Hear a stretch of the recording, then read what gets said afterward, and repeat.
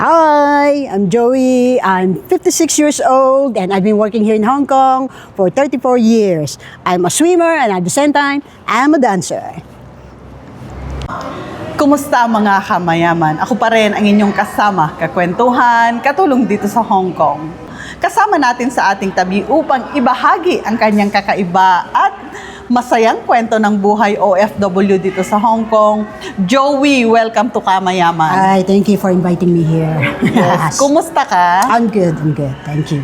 Ayan. So, maaari mo bang ibahagi sa ating mga manonood ngayon? Kailan ka nagsimula? Paano ka napunta ng Hong Kong? Okay, I see. Actually, I've been here sa Hong Kong for almost 34 years. Okay. Yeah, I was 20. I think I'm 20, 22. Yeah, 22 years old ako nung nagpunta ko rito, and then I'm lucky enough na kasi yung my employer, they treated me as a member of their family. So, ayun, I've been working for them for 32 years. Paano ka napunta ng Hong Kong? Nag-apply ka ba? May kumuha sa'yo? Yeah, nag-apply ako. Yeah, but then I have friends here na nauna sa akin. But before that, I was working in Singapore for 4 years. Yeah, and then, so, nag-umuwi ako, and then nag-apply ako papunta rito sa Hong Kong.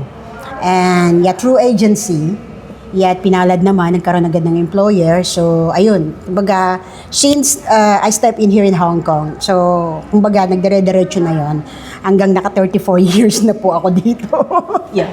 So, ayun, ganun po. Yung experience mo sa Singapore, nakatulong ba yon sa palagay mo para mapadali ang iyong pag-apply dito sa Hong Kong? Yeah, because I've learned how to speak in Mandarin.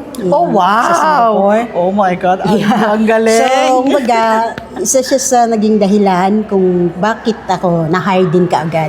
Kasi sa application mo, nandyan yan English ka ba, Tagalog, whatever lang. So, I take the Mandarin. So, from there, I think it's one of dahilan kung paano ako na-hired agad papunta rito sa Hong Kong. So, Yeah. power yon mga kamayaman. Kasi ang Hong Kong ay Cantonese Mandarin speaking country. Yes, so, yes. yon ang isa sa kanyang mga naging sandata. Exactly, So, ang galing naman. Bago ka naging manggagawang Pilipino abroad, ano ba ang buhay sa Pilipinas? Oh, it's really that hard. Way back 1987, 86, sabihin natin gano'n, Actually, wala kami sariling lupa. So, nakikitayo lang kami ng bahay sa kumari ng mother ko. Yan. So, at first, when nagpunta ako ng Singapore, so, yung bahay namin gigiray-giray na siya. It's made of, alam niyo na yung kawayan. So, inano ko yan, pinarenovate ko kasi babagsak na nga siya. And then, nung nakita nila na pinaayos ko ng konti yung bahay, doon naman nila kami pinalayas sa lupa. Ang sakit naman nun. Gumastos ka na ng malaki. Yeah. So, ayun, Okay. pinalayas Walang kami. settlement? No settlements. Kasi... Ano yun? Inari na nila? Wala daw kasi kami pakinabang. Yun ang It is. hirap pag verbal Yeah. agreement. Kasi usapan lang kasi yun eh. So, nung napayos ko yung bahay, dahil gusto ko lang maging okay yung family ko, and then pinalayas kami. So, lumipat naman kami sa... So, iniwanan nyo yung bahay? Hindi naman. Kumbaga, inalis na lang namin. Kasi kapapagawa ko lang eh. Actually, it's not even made of bato, No, it's just made of plywood lamang eh. Ba't hindi mo na lang inalok na bilhin yung ano? Hindi kasi hindi siya for sale kasi gustong ibigay nung may-ari yung spot namin doon sa anak nila, nag-asawa na. So yun ang nangyari. So lumipat na naman kami, may nakausap na yung nanay ko, pinsan naman nila, nialok yung place. So doon ako nagpagawa ng bahay, half kahoy, half bricks na kumbaga. And then, ang usapan naman doon is, nagkaroon na kami ng sarili naming lupa, and then iiwanan namin yung bahay na pinagawa ko.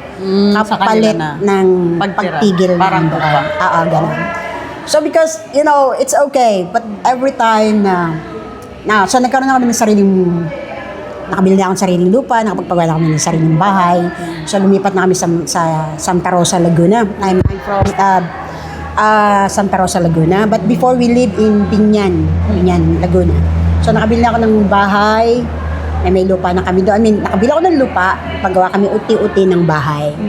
So, iniwala namin yung dati naming bahay. But every time na nadaan ako doon sa lugar na yon, may konting pinch pa rin sa heart ko. Oo, kasi pinaghirapan mo yun eh. Hard-earned It's money. my hard-earned money na pinaghirapan ko siya sa Singapore kasi.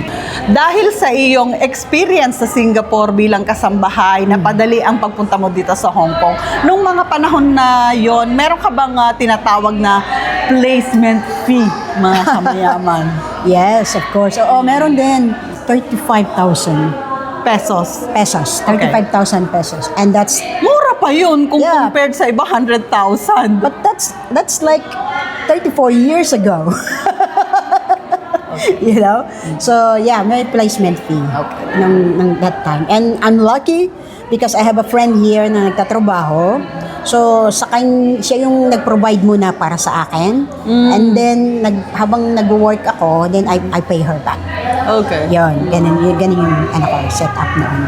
Yeah. Okay, shout out lang sa aking kaibigan na si Lorelai Raquinho Ryans. Siya din yung kumuha sa akin dito. Oh, really? So, siya yung pinakiusapan ko na ihanap ako ng trabaho. Kaya ako narito. So, shout out sa'yo. Nung narito ka na sa Hong Kong, ano ang iyong naging unang amo?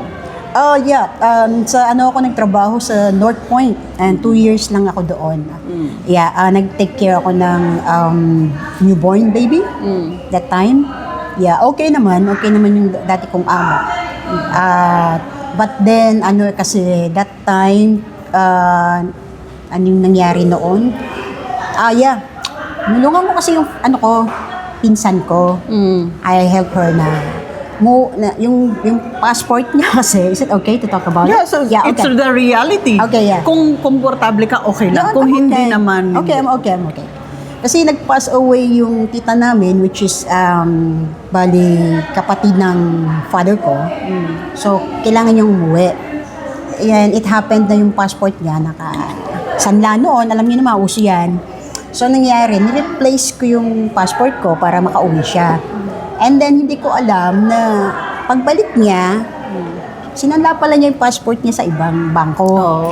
So, ako naman, tiwala, naghihintay lamang. And until that day na, one day na lang, wala na akong visa, hindi ko pa rin hawak yung passport ko. Pero yung dati kong amo, nakapirma na sa akin. So, and then sabi ko doon sa amo ko, boss, yung passport ko, wala sa akin, nireplace kasi namatay yung nanay ng pinsan ko.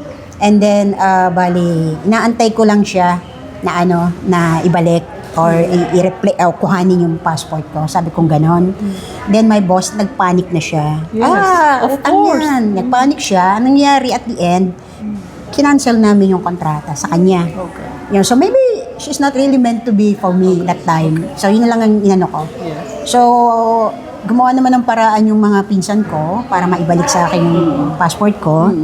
And then, it's a blessing in disguise naman kasi yung nakuha kong amo na ngayon ay doon ako nag-work ng 32 years po. Alright. Yeah. Okay. Mga kamayaman, isang paalala lamang sa ating lahat base sa kanyang karanasan, and I am sure marami dyan sa inyo ang nasa ganong sitwasyon. Never, ever, never ina, anak, kapatid, pinsan, kaibigan, matalik na kaibigan, never na isasanla ang inyong document. Yes, Pasaporte, ID, Yeah. kahit nga ngayon, bank documents, ATMs, never po. Kasi yan ay labag sa batas, number 1. Yeah. Number 2, yan ay kailangan mo sa iyong pagtatrabaho. Katulad niyan, kinancel ka ng iyong magiging amo sana. So Oo. sa lahat ng mga manggagawang Pilipino dito sa Hong Kong, from her experience, wag nyo pong gagawin yan. It's against the law at hindi po kayo magpropogreso sa inyong pag-apply ng inyong trabaho kung wala kayong hawak na document. Tama. So, isang paalala, be mindful. Number 2 na lesson, wag din tayo magtitiwala sa kahit na pinsan, kaibigan. Exactly. Diba? Yeah. Oo. Inilubog ka niya. Oo, grabe yun. Yeah. Hindi Tiwala. masama ang tumulong, pero So, learn. I already totally, really learned my lesson. So, hindi mo From na that yung day. ginagawa? No. Bahala ka sa buhay niyo. Okay. Buhay niyo yan. Mula doon sa experience na yon, natuto ka, Joey, Yeah. hindi mo na siya ginagawa. And I'm so happy na natagpuan mo ang iyong amo na sa kasalukuyan ay maligayang maligaya ka. And Yeah. you are growing as a coach also. You have tumatakbo ka, Yes. nag-swimming coach ka. What else do you do? For now, way back before actually, I have a group of dancer before. So, choreographer ka din! Konti lang. Oh my God! Multi-talented ang ating kasama ngayon, mga kamayaman. Ngayon, na lang, pasumba-sumba na lang po kami. Talaga? So may regular group ka pa ngayon? Wala na. After kasi ng pandemic, bawal na kasi magtipon-tipon. Oo. So, na-involved naman ako dito sa Splash. Yes. So, which is, I think, it's doing me a good, mas maganda siya para sa health ko. Yes. Yeah, and... Batang-bata pa po siya, pero huwag na nating i-reveal ang kanyang edad. Pero you will be amazed, fit na fit sa kanyang edad. Very energetic sa dami ng kanyang activities. Yeah. So dito ko siya nakilala sa Splash. Payo sa mga baguhan na manggagaling pa lang ng Pilipinas na gustong magtrabaho dito sa Hong Kong. Oh, yeah. May papayo ko lang, una sa lahat, kung baguhan kayo, magbaon kayo ng maraming pasensya. Pasensya, yes. Una yun, pasensya. Alright. At tapos, kailangan kasi, huwag kayong magkakaroon nitong, huwag niyong ihahalin tulad yung buhay ninyo dito sa buhay sa Pilipinas. Yes. It's totally different. Kahit kasi. professional ka doon. Exactly. Kasi dito may amo. Yes. And, ang maganda kasi dito, once na nakuha niyo yung kiliti ng amo, somehow, makuha niyo yung kiliti ng amo, yung tiwala, una sa lahat, tiwala. And then, na siya, ang flow ng buhay niyo magiging maayos. Magaan. Magaan, oo. Ganun. So, also, mga baguhan, please lang. Oo, magandang payo yun na huwag mong ikukumpara yung buhay mo sa Pilipinas, buhay mo dito. Marami kasi sa atin. Ngayon, nakikita ko sa mga post sa Facebook na 3 months, 2 months, 1 week pa nga. Umaayaw na kasi kinukumpara nila yung buhay sa Pilipinas na doon kumakain kami 3 times a day ng rice, Yeah. doon ganito. Hindi po. Number 1, ibang kultura. Exactly.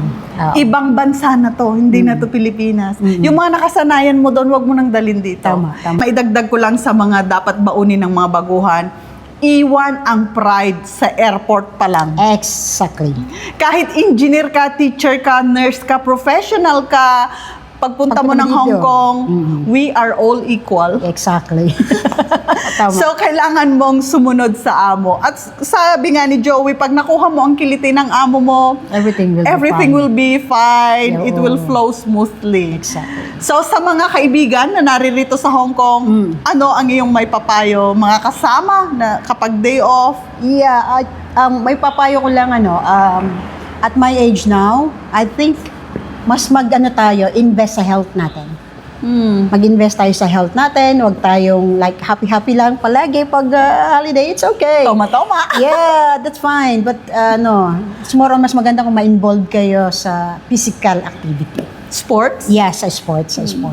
Much better. Like swimming or running or hiking. Anyway, marami naman ang gumagawa nun. Oo, marami. But then still marami pa rin yung natambay. Nakaupo. Oo. I think, I hope mas marami pang tao ang magkaroon ng mas activity para sa sarili nila. Mag-invest tayo sa health. So mga kamayaman, kaya po ako gumagawa ng mga ganitong videos is para maipakita ko din, baka may 1 o 2 makapanood, ma-encourage sila na gumaya kay Joey na gaya nga ng kanyang sabi, invest into your health. Kasi hindi habang panahon, malakas tayo at ang ating kalakasan, ang ating puhunan sa ating pagtatrabaho bilang katulong. Tama. And sa iyong sarili, looking back, ano ang ipapayo mo sa sarili mo noong medyo bata-bata ka pa? Gusto ko lang tingnan mo yung sarili noong mga nakalipas na panahon. Gusto mo ba siyang payuhan? Ano ang iyong maipapayo? kung meron man. Na-experience ko na kasi lahat eh. Yeah. Like, I'll be honest, palagi ako dyan sa mga bar before. Yeah, it is. Yeah, It's I the did that. reality here in Hong Kong. Siyempre, hindi ko naman yun naranasan sa Pilipinas, di ba? So, nagbabar ako, nainom ako. Is it out of curiosity? Yeah. And then, yung kaibigan, mga kaibigan na medyo, okay, sabihin natin parang napasama ako sa tropa ng mga mahilig magbar at uminom, something like that. Okay, so I did that all. Nagawa ko lahat yun, ganyan. But then, I realized na I can Better. do better than that. Yeah, I can do better than that. In that time, doon, nagkaroon na ako ng asosasyon. So, nag-initiate na kami ng mga fundraising, through dancing, Dance for a Cause. Nag-organize kami. Na-experience nyo lahat yung mga ganung bagay. But let's not stuck ourselves sa ganung bagay. May limit. Oo. May boundary. Yeah, kasi ang magsasuffer kung we keep on doing the same thing every week, lasing ka, every week, and then yung food ninyo, hindi nyo inaayos. Gastos. Yeah, bukod sa gastos, sakit sa ulo, magkakasakit tayo. Yes. Yeah, so share ko lang experience ko through my health naputukan na ako ng appendicitis, natanggalan na ako ng gallbladder, may butas yung colon ko. Doon ko na-realize na hindi ko naalagaan ang sarili ko. Yung younger In self. my younger self. And then, I still have time. I realize, Yes. I still have time. I can do it. So, na-involve ako sa splash. At the same time, inalagaan ko na yung sarili ko. Inalagaan ko yung sarili ko. I run. Nag-body weights na rin ako. Strong. Yeah, muscle here. Body weights ako. If I don't run, I swim.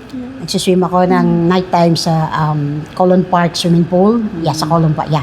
And then at the same time, nagko-coaching every Sunday. And if may time, nagsiswimming kami sa Repulse Bay sa umaga. Yeah, so ganun. I spend more time now on my health. Okay. May pagkakataon pa para baguhin ang ating lifestyle. Ayan. May pagkakataon pa tayong to bounce back and redeem kung ano man yung ating healthy goal. Yeah. And kasi nga gaya ng sabi ko, kalakasan yan yung natin yung puhunan sa trabaho Sa ito. totoo ka dyan. Oo. Health is our wealth talaga. Okay. Very inspiring story. Marami kaming natutunan sa iyo, Joey. Thank you so much sa Thank iyong you rin. panahon. Thank you rin. Isang tanong na lang, ang love life sa Hong Kong, kumusta? Hindi dapat mawawala yan. So, how is it? I'm good. I'm okay. I have a Okay. girlfriend which is Ren. Coach din siya sa squash. Cool. Yeah. But she's just wala lang siya dito for now. Okay. Yeah. So, yeah. We've been together for almost 10 years. 10 years. Okay, mga 10 years. kamayaman, congratulations for that. And thank you so much sa iyong panahon. Thank you rin. Thank Mga you. kamayaman. Gaya ng sabi ko, ang kwento ng mga domestic helpers dito sa Hong Kong ay iba-iba. May malungkot, may masaya, may exciting, at may happy ending ng kagaya ng nangyari sa buhay ni Joey. Yes, exactly. At yan muna. Ako pa rin ang inyong kasama, kakwentuhan, katulong dito sa Hong Kong, Maria. Masalama at mabuhay!